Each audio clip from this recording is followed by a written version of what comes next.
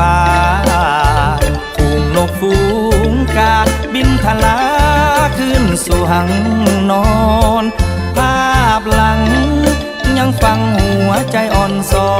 นคิดถึงบ้านป่าดงดอนบ่อนเฮาเคยยังผ่านมางามน้ำห้วยน้อยไล่จากดอยบ่เฮยเหงือแห้งเมื่อยามลงแรงทั้งน้อยและใหญ่อาบเย็นกายยามลมพัดผ่าน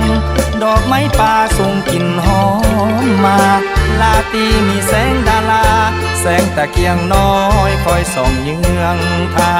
งแสงตะเกียงน้อยบ้านป่ายังมีศัตรูโง่จ้ามืดมัวคมคู่ลบลู่หวังปองเพมังแต่เจ้ายังทนสู้สนบ่ได้เว้นวางมันหน้าเจ้าคงสว่างหุ่งแจ้งทั่วป่าดงดอนเฮียนจบยามใดอาสาไปเคียงเจ้าบ่ห่างนำแสงสว่างตื่นพลังสวยตะเกียงน้อยขับไล่ศัตรูโง่จ้าจากบ้านป่าดอยอุทิศชีวิตส่วนซอยบ้านป่าดงดอยให้สีวิไล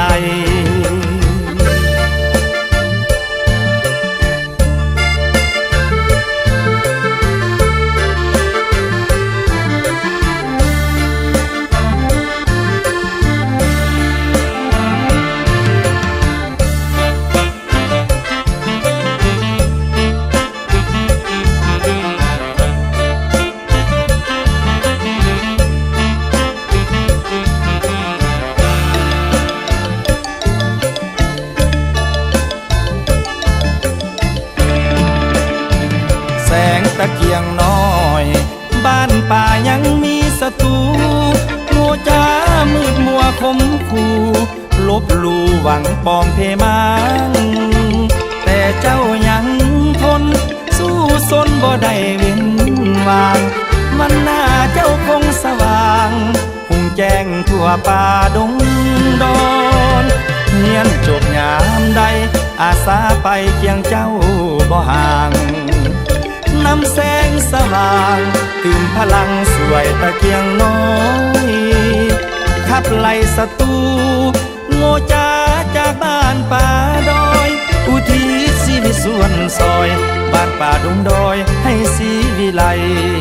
อุทิศชีวิตส่วนซอยบ้านป่าดงดอยให้สี